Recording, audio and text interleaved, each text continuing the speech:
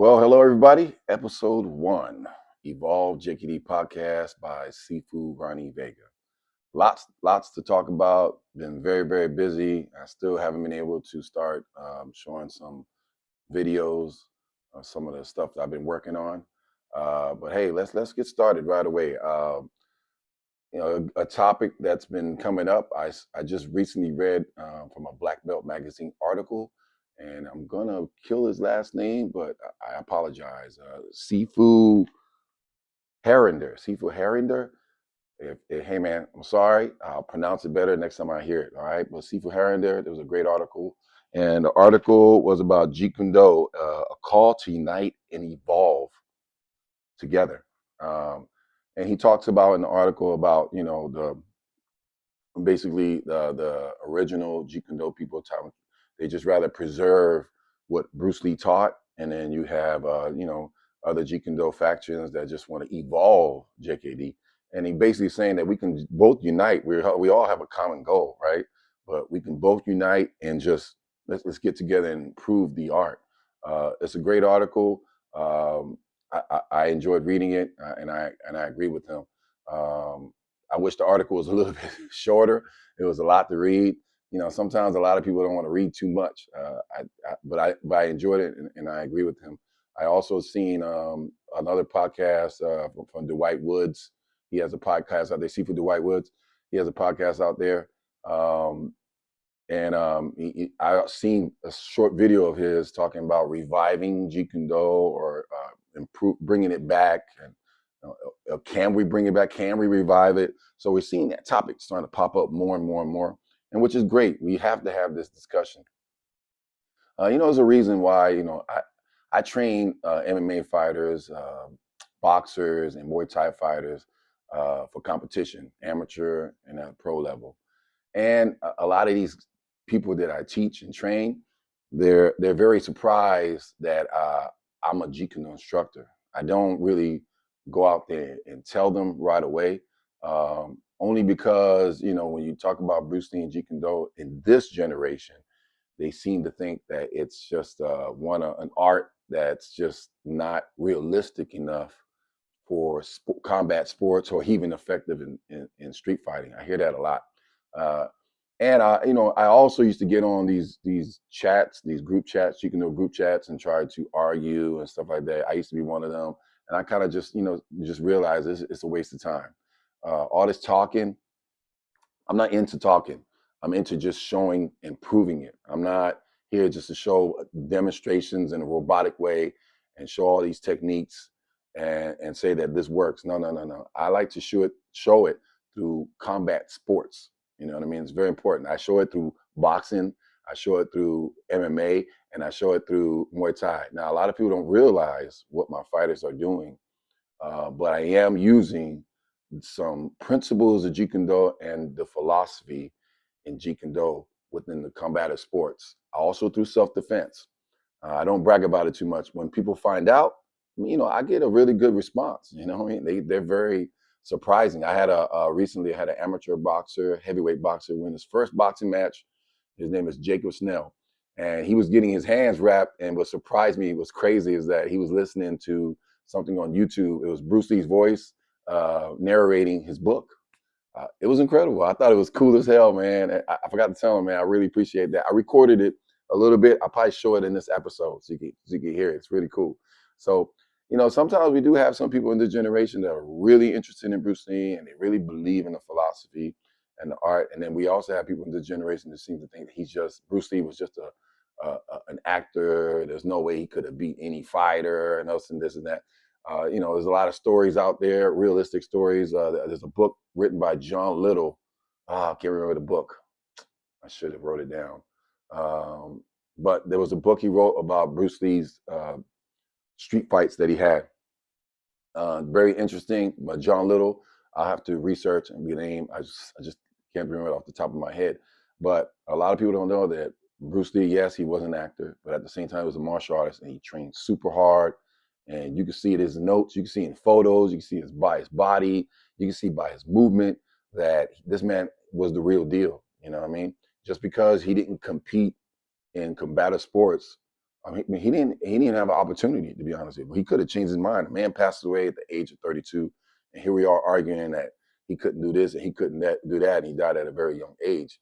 But I believe, if he wanted to, he could have competed. I mean, who knows how far he could have gone. But we have, like I said, a generation that thinks that he wasn't real. You know what I mean? He was just an actor, this and that. But I'll tell you the real problem, it's a lot of toxic people, right? There's a lot of toxic people in the Jeet Kune Do community, and there's a lot of toxic people in martial art community, period, right? And I have a quote that I always say. I say people hate what they will never become. Bruce Lee accomplished within 4 years, like within 4 years, 3 or 4 movies, and he became the biggest superstar ever at the age of 32. And then he passed away. And people still talk about him to this day. You know what I'm saying? So people hate what they never become, and that's the environment we are in. We have a lot of people who are haters. You read it all the time in social media. You get it all the time. People just hate what they can't do, what they would never become. So that's another reason why I kind of stepped away from trying to just argue with people. It's a waste of my time. I'd rather just prove it. That's it. Let's prove that Jeet Kune Do works. You know what I mean? I can prove it through my fighters. And I know people say, "Oh, it's a sport." Jeet Kune Do is strictly for self-defense. You know what I mean? Eye pose and kicks to the groin and all that. But hey, I don't know how many guys want to go to jail. I mean, I don't want to go to jail, right? I don't go out there looking for a fight. But don't get me wrong, make no mistake. If I have to defend myself, I'm gonna do everything I can possibly can to go back home to my wife and kids. Right? If I put my fingers in your eyes, okay, that's what I'm gonna do. Pull your hair. I don't pull knife, whatever I got to do to survive. That's what I'm gonna do. But I'm not gonna hear make excuses that there's sports and there's limitations. You know what I mean? Somebody made a comment on one of my videos. It was actually a Jeet Kune Do instructor. He said he looked at my videos and we were working on boxing and stuff like that, and he's like, "Oh, I don't see that. It looks just like boxing." Okay, so what exactly does a Jeet Kune Do fighter look like? You know what I mean? If they're just working on their hands, I mean, how are they going to prove they're doing Jeet Kune Do? Are they supposed to make Bruce Lee noises or something like that? We do in boxing. When I train boxers, we throw straight leads. We are in our JKD stance, believe it or not, and we work on Jeet Kune Do principles. I may call it different things, but my Jeet Kune Do, when I teach, I really focus very hard on the fighting measure. My teacher once said, he who controls the fighting measure wins the fight, which means so when you control that fighting measure, you're able to use your Jeet Kune Do philosophy of interception. And interception, we all know, is not easy. You got to have the right timing. You got to have that right fighting measure. But that's something you have to work on constantly. It's working on your fighting measure. And the fighting measure, everybody's fighting measure is different. So you have to use at least a 2-foot distance from your opponent at all times. And there's beautiful drills you can work on that I've learned under Sifu Motter back in the Jeet Kune Do Institute days in the early 2000s. We used to do something called a mirror drill, which we stand in front of each other in our range, and when that person moves, you move, but you try to mirror them. All right. And what that does is when you do a drill like that, and I'll make a video on it. It's very simple. When you do a drill like that, excuse me, when you do a drill like that, when you understand how to control the fighting measure, now when you start sparring or competing and all that, and you have that down pat, the fighting measure, what it does is when your opponent is going to create an anxiety for them because they know when they step, you're going to fire something, you're going to counter something, you're going to intercept something every time they step to you. Because no matter what, if somebody wants to hit you, they have to step to you. If somebody wants to take you down, they have to step to you. All right. Everything has to do with a step. If you control the fighting measure, which is the number one thing that I train very hard for my fighters, because if you don't understand the fighting measure, you're no different. You're just a moving punching bag. All right. But if you add that philosophy in there, that's JKD, man. So we work very hard on the fighting measure, and the fighting measure can be used for everything, for self-defense and for sport. Okay. So, back to the conversation about you know, the differences that we have. You know what I mean? It's just it's obviously a waste of time. I do believe that we should start coming together a little bit more to, you know, to continue the legacy of Bruce Lee, to continue his philosophy. I think we should evolve it too. I think we should make it better. I mean, things change. You know, sometimes things don't always completely change. We're always going to have two hands and 2 feet, like Bruce Lee said, unless there's somebody got 4 arms and 4 legs, then we're going to have a different way of fighting. But you know, another discussion too that was brought to me, that I hear a lot. People say that Jeet Kune Do is a style, and then Jeet Kune Do is not a style. But this is my take and my opinion. So, you know, Bruce Lee, Jeet Kune Do is his creation. It's his own expression of martial arts through him. This is his expression. But I believe it's more of a philosophy, not just a style. It is Bruce Lee's style, but we'll never be able to do every single thing that he did. It's like Bruce Lee said, you got to start from the very root. We're not going to start from the very root of Bruce Lee. But I believe he created this martial arts style, right? And he left a blueprint. He was going to leave a blueprint. He was going to teach a blueprint to us. And that blueprint is the basic principles in Jeet Kune Do: the stance, the straight lead, the philosophy of interception, you know, with stop kicks, and the philosophy of using your longest weapons to the nearest targets, the 5 ways of attack, you know, and so forth. If I'm missing anything, I apologize. But he left us, I believe, principles, a blueprint, and it's in his notes too. I mean, uh, once you understand Jeet Kune Do or somewhat master it, and when you master Jeet Kune Do, you're basically mastering yourself. And when you master yourself, you use Jeet Kune Do. He called it, you know, like he said, Jeet Kune Do is a boat to get across the river and to be discarded, right? Jeet Kune Do is a boat to go across the river and meant to be discarded. You discard it. You find yourself. Once you find yourself, that Jeet Kune Do is the boat. It's taking you. Boom. Once you find yourself, it's time to let it go. And it's time for you to express your own martial arts. Now, it doesn't mean, I mean, if you become an instructor, it doesn't mean that the martial art that you learn, that you feel that you expressing, right, is a style now. It's a system, you know, that's created, that you created from JKD. I don't think it really means that. It just means that you found yourself, man, you know, and you use that philosophy. Jeet Kune Do is a philosophy. It's spiritual. It's physical. You know what I mean? It's all these beautiful things on there that can help you find yourself, not through just martial arts, but through life. It's changed my life, and that I've used the philosophy, and it's helped change the lives of other people. Right. So once you find your own expression of martial arts by using JKD, and if you're an instructor, you know, your job is to, yes, use Jeet Kune Do, the principles, the philosophy, and teach that to your students. But your job is also to help them express themselves, find their own personal style. So I teach many students, right? And some of my top students, great fighters, they don't fight exactly like me. They do similar things, right? Similar things that I do, but I don't force them to look exactly like me. No, sometimes they do things in fights that I didn't even teach them, and that to me, they're expressing themselves, right? And I don't ever get on my students if they're doing something that works for them. I don't change it. I don't change it. No, I let them keep going.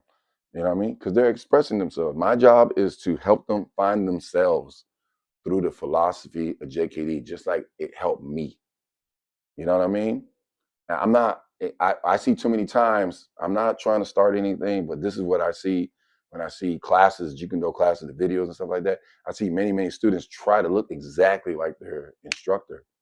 You know, maybe the instructor taught them that way and forced it that this is how they have to move. You shouldn't have to move just like your instructor.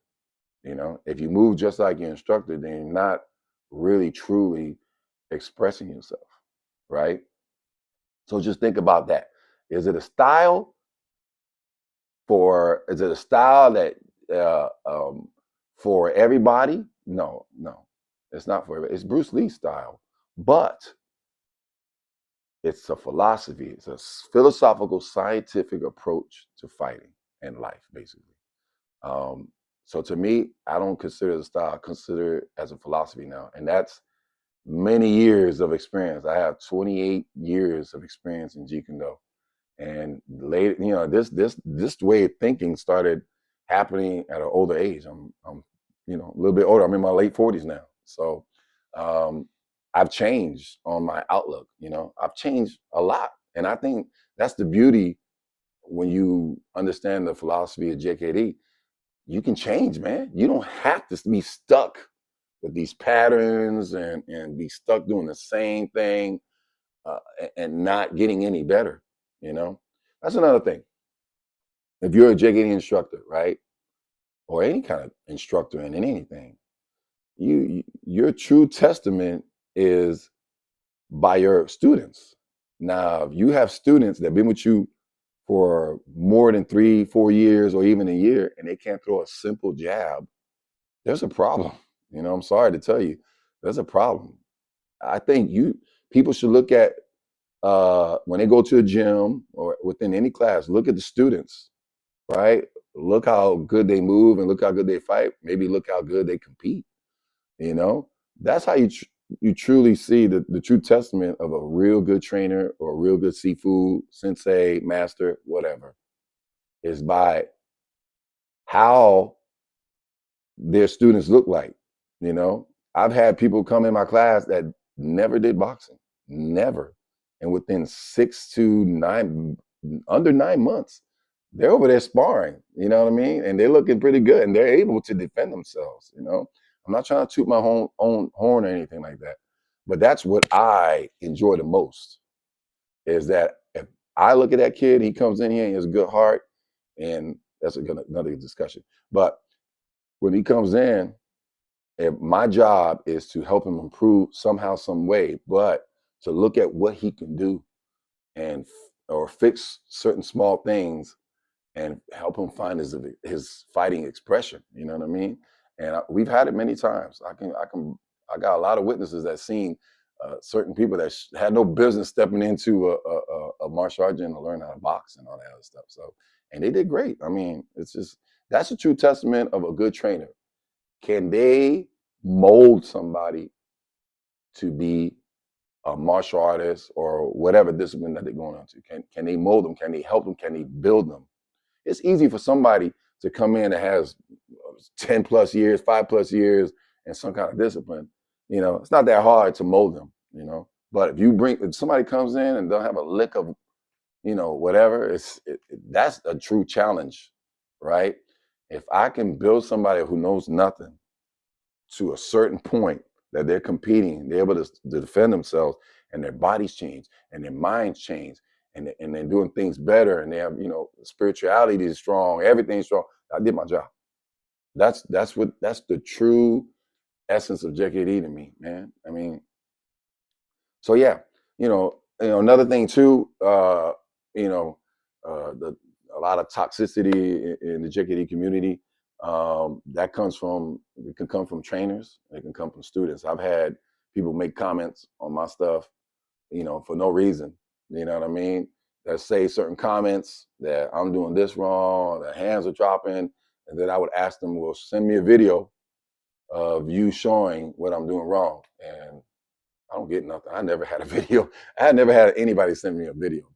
But, in the martial art community, and not just Jeet Kune Do, a lot of MMA gyms, boxing gyms, all that, we're lacking true discipline, true discipline, brotherhood, just doing everything the martial way. You know what I mean? We're lacking that now. And that's just something we got to fix too. It's not just in Jeet Kune Do gyms or whatever. It's in a lot of sports. We're losing discipline. We're losing our way. And we have to have better leadership to start a community, a brotherhood. You know what I mean? And just it makes everything. It just builds more. We become stronger together and reach higher goals. And I like these, like I said, Sifu. Let's see. I'm sorry. Harrinder, Sifu Harrinder. I'm sorry, I'm killing your name, man. I loved your article in Black Belt Magazine. And I listened to Dwight Woods too, JKD podcast. I like how these guys are coming out. I like this discussion on how do we keep JKD alive? How do we revive it? How do we get rid of this toxicity? You know, we don't need this. You know, it's a waste of time and just makes it looks bad. And we got to figure something out. I've been staying in the shadows for a long time. And like I said, I don't come out and say I know Jeet Kune Do, I know Bruce Lee's martial art and all this and that. I don't let anybody know anymore. I stay pretty quiet because I believe in proving it right there and then physically, man. I don't like talking about it too much, to be honest with you. I'm tired of talking about it. I know I'm doing this podcast and everything, but I'm tired of talking about it. I'm be about it, man. You know what I mean? This is the time for talking. I think is over. Honestly, the excuses. Nobody cares about excuses. You know, I don't think Bruce Lee came with excuses. He just did it, man. You know what I mean? That whole thing about sports, JKD can't fit into sports and JKD ain't fit into this. It's just all out street fighting. No, man, no. That's not gonna cut anymore. I think we need to prove that JKD is real. The philosophy works. And that's my goal, and that's what I'm gonna do. Yeah, I might show a couple of videos and stuff like that. Things I've been, working on. Very simple stuff. I'm not making nothing up. It's just simple things. I'm not trying to oversimplify JKD, and that's what I see a lot of too. I'm not trying to put people down. To be honest with you, they can do whatever they want. I'm not gonna go in there and say they're doing everything wrong. That's not my job. My job is to handle my business and help people who come across me that they want me to train them. You know. And like I said, I'm not making no more excuses. I think it's time that we prove it. Let's just do it, man. And if we can come together as a big group with the same mindset, woo,